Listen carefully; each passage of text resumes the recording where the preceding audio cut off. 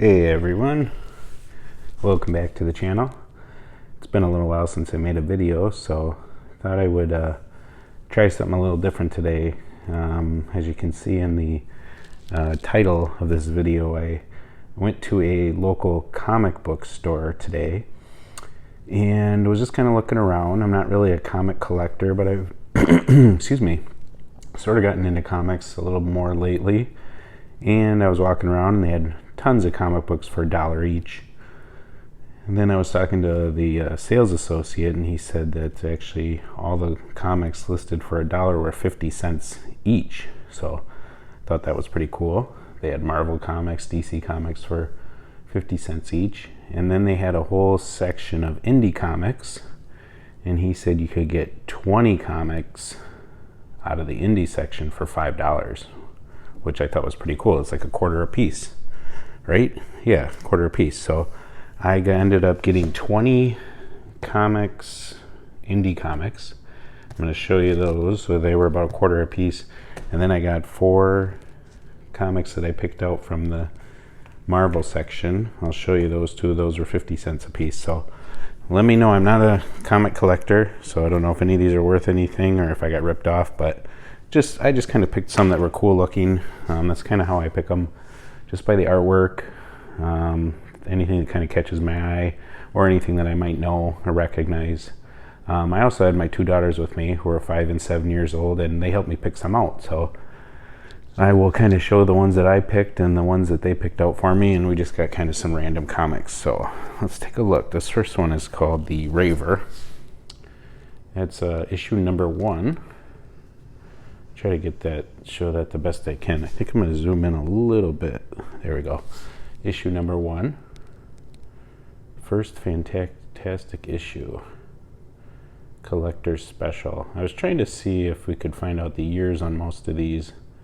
This one was $2.95, and I know it's from around 1993 because you can see on the back of this one, Street Fighter, the world's hottest video game is now Malibu's hottest color comic, and it has on there trademark 1993. So this is a comic from right about then, and it's kind of cool. It's issue number 1, The Raver. Okay, here's 2 that my youngest daughter picked out. She thought these were neat on the front. These are called Magnus Robot Fighter. We've got issue number 30 right here. Some cool artwork. And I think these had a year on them. Yeah, 1993. So these are also from 1993. So there's the first one. I'm not sure. I think this is Magnus, I'm guessing. And then here's another one. She picked out 2 of those. She liked that Magnus Robot Fighter, number 51.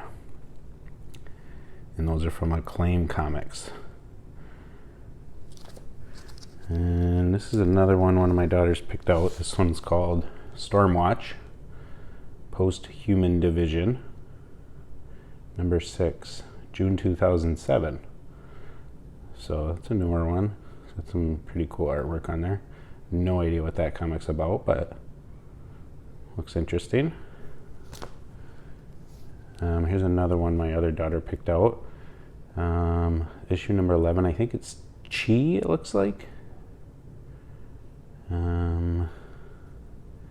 Looks like it's from 1996. You can see the date on there pretty well. Really neat artwork on that one. Almost a Wonder Woman look, but also maybe some, I'm guessing by the writing, some Asian influence. It's from Crusade Comics. This one I've heard of. I picked this one out, The Losers. This is issue number 3, and this is from 2003. I don't know a lot about it, but I've heard of that comic before, so I thought I would check that out. Just got kind of a variety of comics here. This is a Western one, Loveless. I got 2 of these. I like Western themed. Artwork was pretty cool on there, and these have a date on them too, 2006. Well, it says 2005 on the picture, and then down there it says 2006, so it's kind of cool. So there's that one, and then this is the second one. That was issue number 5, and this is kind of cool. This is This is actually the same comic, but this is issue number 1 from Vertigo Comics. Loveless. Behind every bad man is a badder woman. So, kind of a cool looking comic. That's from December 2005, so that's issue number 1. It's kind of cool when you get some of these into the first issue. Here's one that my daughter's picked out, and you can kind of see why. Love in Tights. Funny looking comic. No idea what that's about. Doesn't have any year on it either that I can see. No, fall special number 4. I don't know. It's a tough one to tell what year it's from too, because it's kind of a retro style artwork. So could be brand new, could be a little older. Don't know. I'll have to check it out. This is a issue number 4 from 2006, Sky Runner. That's some interesting. Again, no idea what this is about, but it's kind of got a variety. You can't go wrong for a quarter a piece on comics, I don't think. So here's another one my daughter's picked out. This one is called Spy Boy, Final Exam. And this was cool too. I was glad they picked this one, because this is another issue number 1 from Rocket Comics. A Dark Horse comic. And does it have a date on it?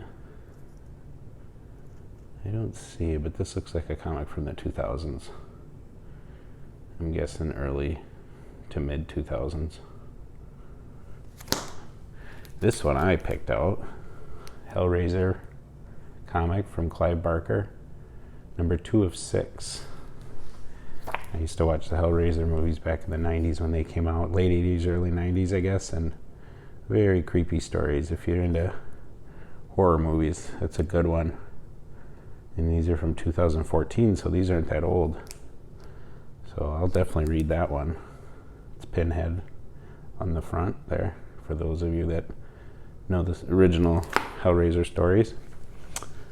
This one was cool. This is another Western themed one. The Man with No Name from Dynamite Comics. It's issue number 3. And any dates on this one? No, I don't see any. But I'm guessing that's another comic from the early 2000s.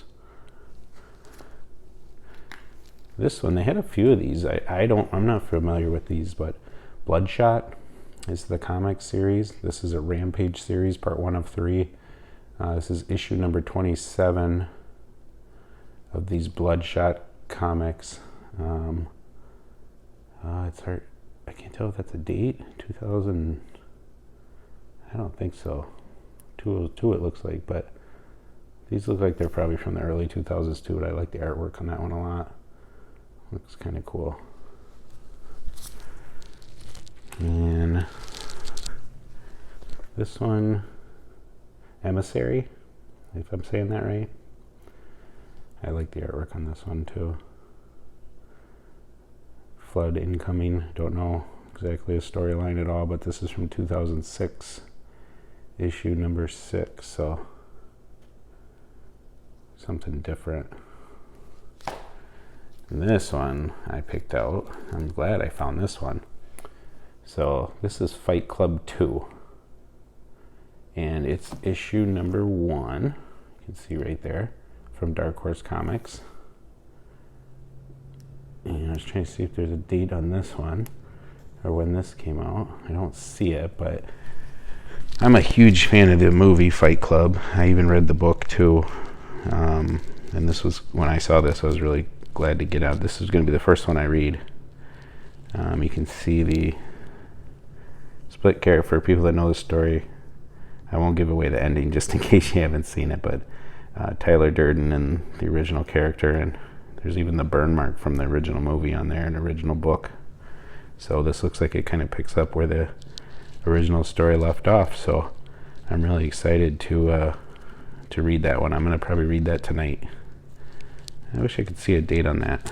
Fight Club, the book and the movie, came out in the early 90s, mid 90s, so it could be any time from then to the 2000s, who knows.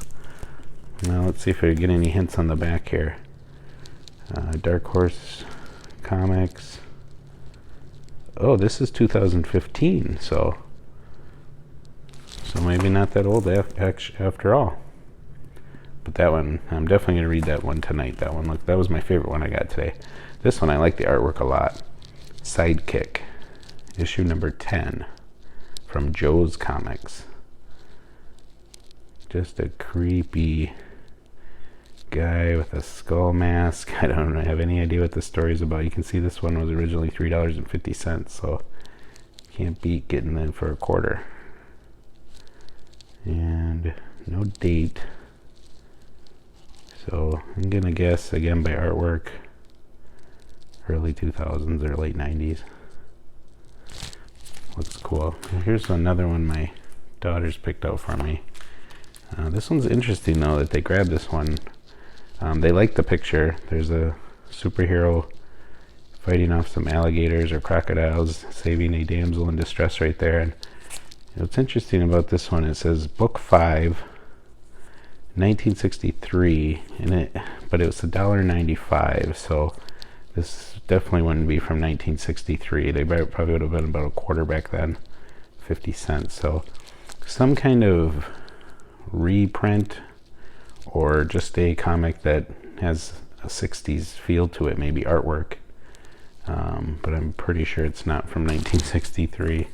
I'll have to look into that a little bit closer, but of course, if you know anything about these comics, feel free to comment down below and give me any insight on them. I'm always looking to learn more about them. Like I said, I'm not a real comic book collector aficionado, so I kind of just collect what looks cool to me and what I might like to read, and I go by artwork a lot. Like this one I picked out. This one looked really cool. The Sword. It's issue number 4 by the Luna Brothers. And just, I really like the picture. She's flying high above a police car, a couple of police officers there, and she's got this sword. So I'd be curious to find out what the story is on those. So that's kind of cool. That, again, looks like it's probably from the 2000s. And this is the last one from the indie comics I got. My daughter picked out this one. She liked the picture. Caught Between Heaven and Oblivion. Comico Comics. It's issue number 2. Does it have a year? Yeah, 1995. And it's got like a, looks like a playing card in it. Yeah, comes with like some kind of playing card. So maybe this was a